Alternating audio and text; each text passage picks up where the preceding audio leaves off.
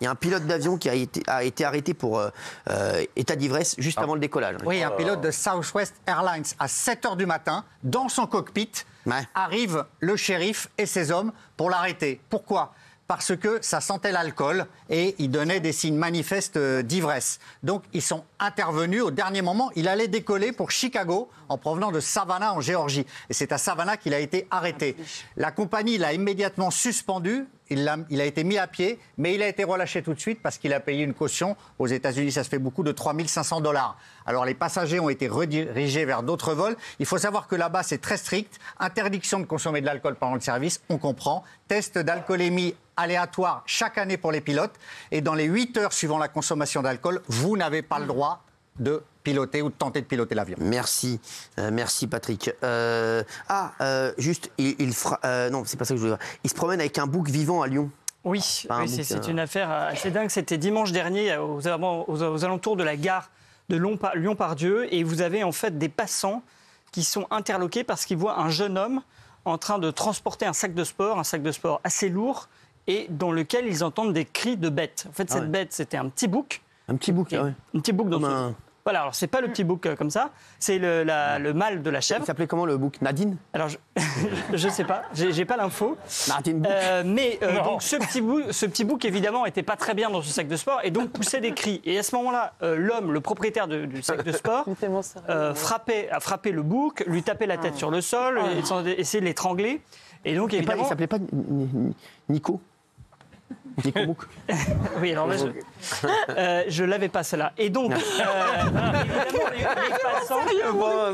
évidemment, les passants sont assez choqués de voir ce pauvre petit bouc maltraité. Préviennent la police interpelle l'homme, trouve effectivement le pauvre bouc ligoté avec de la ficelle dans le sac, muselé. Le pauvre bouc. Et donc, interroge évidemment le détenteur du bouc. Il s'appelle pas Mac? Peut-être, et pour lui demander pourquoi il se balade avec un bouc. Et cet homme explique tout simplement qu'il a acheté ce bouc au marché noir et qu'il comptait le manger, tout simplement. Ah merde, sympa.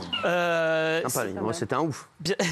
On va très bien. Moi, tu sais quoi, il m'est arrivé la même histoire à Paris. Ouais. J'ai vu une meuf qui promenait un pigeon.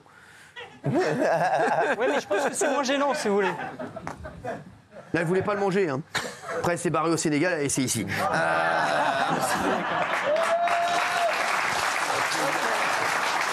en tous les cas, l'histoire se finit bien, Cyril, juste parce que le bouc a été recueilli par la SPA. Ah, bravo, et l'homme a été placé en garde à vue. Bah, très bien. Bon, on le retrouvera dimanche sur C8, parce qu'il y a des animaux toute la journée. On retrouvera nos animaux à adopter. C'est vrai, j'adore cette émission, ça cartonne. Anne, victime d'un faux Brad Pitt, une enquête a finalement été ouverte à Amaury Bucco-Nanterre. Oui, effectivement. Alors, vous vous rappelez d'Anne, la pauvre histoire d'Anne, qui s'est fait escroquer 800 000 € par un faux Brad Pitt. Elle était persuadée de sortir avec Brad Pitt et en fait c'était un brouteur, encore un. Encore un brouteur. Encore un brouteur. Il y a beaucoup de brouteurs. Hein. Exactement. La saison. Et alors effectivement une enquête a été ouverte. J'ai pu échanger avec l'avocate de Anne. Moi j'adore Anne. Vous pourrez lui dire, je la trouve magnifique. Maître Lorraine Anna. Alors l'ennui c'est qu'elle habite en Réunion, puisqu'elle a été hébergée par des proches. Et donc l'enquête a été ouverte d'ailleurs en Réunion. À La Réunion. À La Réunion, pardon. Oui, parce qu'en Réunion, c'est. Oui, c'est rien à voir. Oui, à La Réunion, bien sûr. C'est donc la brigade financière qui est en charge de l'enquête. Les autorités judiciaires ont expliqué qu'ils n'avaient pas encore su identifier les escrocs.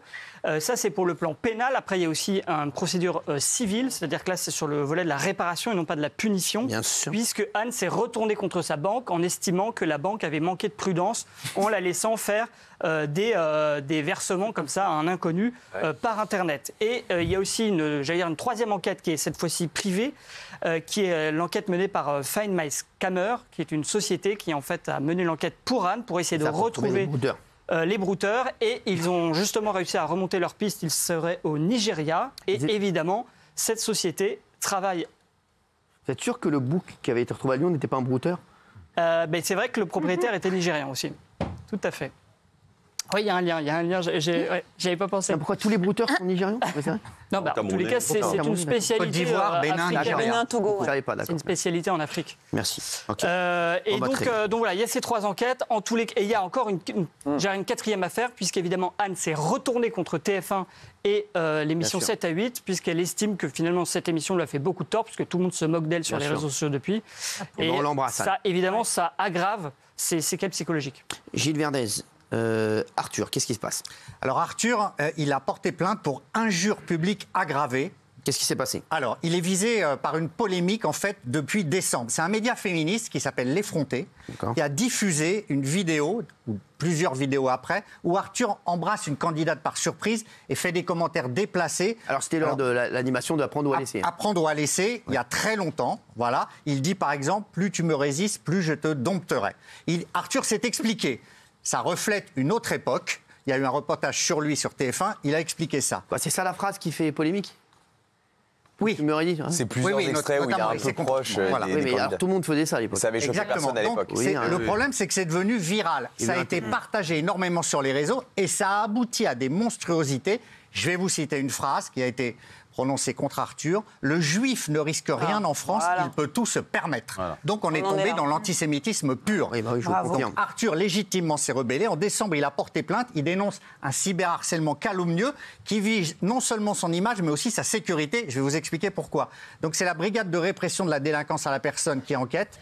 Injure publique aggravée par un motif religieux. Il a aussi porté plainte pour atteinte à la représentation par montage vidéo. Il attaque X, il attaque Meta pour retirer les vidéos incriminées. Et si c'est si grave, c'est parce que depuis un moment, même depuis 1 an et demi, depuis l'attaque du Hamas, sa sécurité et la sécurité de sa famille ont été renforcées parce qu'il y a des menaces très précises, donc il bénéficie de mesures de protection.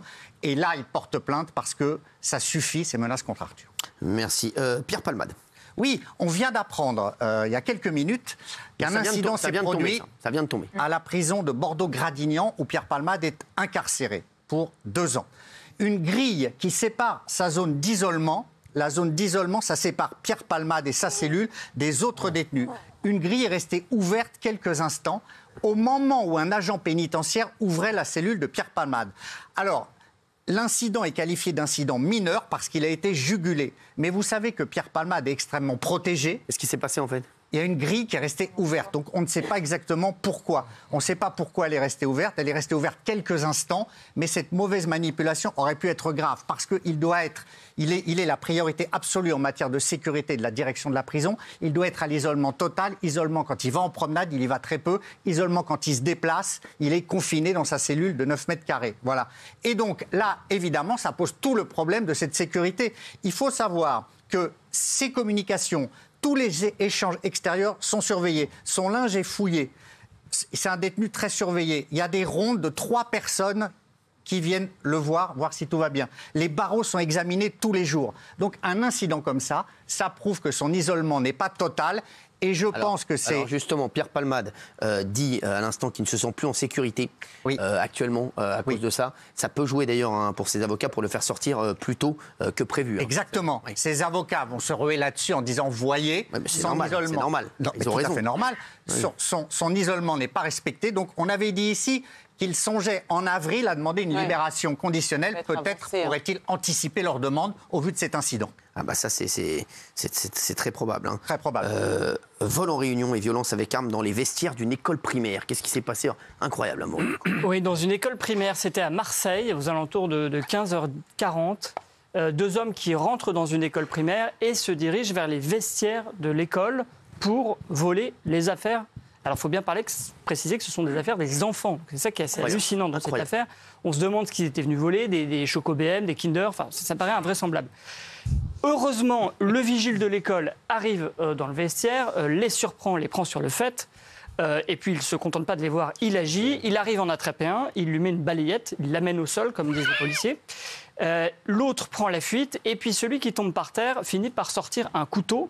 Donc là, ça se corse un peu pour le vigile, et parvient à prendre la fuite Mais il est interpellé un peu plus tard par la police.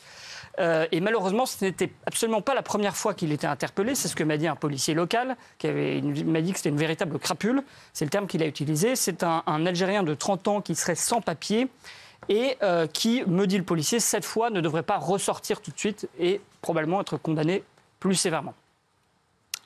Gilles Verdez, juste avant qu'on parle de Gérard Depardieu, il y a des rebondissements dans l'affaire de Riette, le sanglier. Oui, alors Riette, le préfet avait ordonné... On embrasse Riette, tu sais qu'elle nous regarde tous les soirs. Absolument. Le préfet avait dit c'est impossible de garder un animal sauvage. Elle nous regarde du Mans, là, actuellement. Oui, la propriétaire ne peut pas garder Riette. Eh bien, le juge de la justice administrative a dit au préfet, vous allez réexaminer cette affaire. Il est hors de question que l'on boucle cette affaire maintenant. Vous avez un mois. Il faut sauver Riette. Il faut sauver Riette. Et cette décision du juge, le juge, il dit, quelqu'un a tout à fait le droit dans la nature, comme ça, même si un animal est sauvage, de le recueillir. C'est ce qu'a fait la propriétaire de Riette. Et en plus, il paraît qu'elle a trouvé l'amour. Exactement. Riette, non, c'est vrai, Riette a trouvé l'amour. Ah, c'est beau ça. Elle a rencontré Khalouf.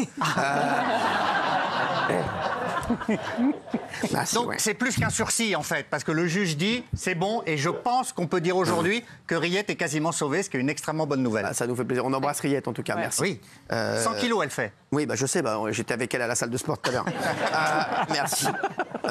Gérard Depardieu face à la justice. Gérard. Alors le procès de Gérard Depardieu doit se tenir les 24 et 25 Il a riposté, Gérard. Pour viol et agression sexuelle. Et là, il a riposté. Ses avocats ont déposé 2 recours. Alors, le premier recours, c'est pour annuler le témoignage d'une figurante qui avait été recueillie par Mediapart, puis par email par les enquêteurs. C'est une femme qui affirme qu'en 2014, sur un tournage de film qui s'appelle Big House, Depardieu aurait mis sa main sous sa robe et tenté de la pénétrer avec ses doigts. Elle dit « Je l'ai arrêté à temps ». Pourquoi ce témoignage a été jugé important? Au début, parce que l'avocate de Charlotte Arnoult, c'est donc la jeune femme qui a porté plainte contre Gérard Depardieu, Gérard Depardieu étant mis en examen depuis 2020 pour viol et agression sexuelle, eh bien, l'avocate de Charlotte Arnoult dit qu'il y a des similitudes entre le témoignage de cette figurante et celui de Charlotte Arnoult qui accuse Gérard Depardieu de viol. Selon maître Karine Durieux-Diebolt, en fait, Depardieu utiliserait le même mode opératoire pour faciliter le viol par surprise. En quoi il a riposté alors Gérard Depardieu? Eh bien, il demande recours, 2 recours pour annuler les éléments. Certains sont constitutifs de l'accusation contre Gérard Depardieu. Si ces recours sont acceptés, ça fragilise l'accusation avant même le procès des 24 et 25 mars, Cyril. Ce ne sont pas des requêtes en annulation, mais c'est des recours qui pourraient faire basculer le procès avant qu'il se déroule. Et le second recours ne va pas vous surprendre, il concerne Complément d'enquête, la fameuse émission de décembre 2023 sur France 2. On se souvient qu'en Corée du Nord, Gérard Depardieu aurait tenu des propos misogynes et à caractère sexuel en commentant la position d'une fillette à cheval. La défense de Gérard Depardieu a dénoncé un montage frauduleux, notamment ici, et a demandé à la magistrate, qui est en charge de l'affaire, de saisir les rushs, ces fameux rushs dont on n'a jamais eu. Voilà. Ils sont où alors? Eh bien, la magistrate a dit... C'est long quand même.